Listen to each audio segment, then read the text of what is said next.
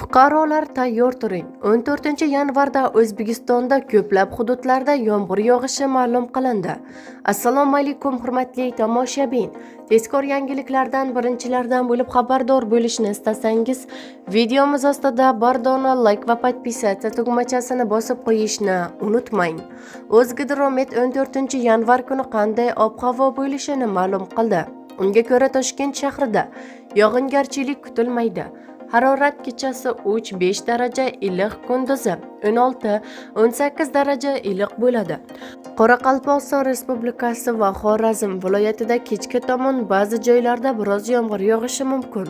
Harorat kechasi 4 daraja sovuq, -1 daraja iliq, kunduzi 5-10 daraja iliq bo'ladi. Buxoro va Navoiy viloyatlarida yog'ingarchilik kutilmaydi. Harorat kechasi 4-9 daraja iliq, kunduzi 15-20 daraja iliq bo'ladi. Toshkent, Sirdaryo, Jizzax va Samarqand viloyatlarida yog'ingarchilik kutilmaydi. Harorat kechasi 4-9 daraja iliq, kunduzi 13-18 daraja iliq bo'ladi. Qashqadaryo va Surxondaryo viloyatlarida yog'ingarchilik kutilmaydi. Harorat kechasi 3-8 daraja iliq, kunduzi 17-22 daraja iliq bo'ladi. Andijon, Namangan va Farg'ona viloyatlarida yog'ingarchilik kutilmaydi.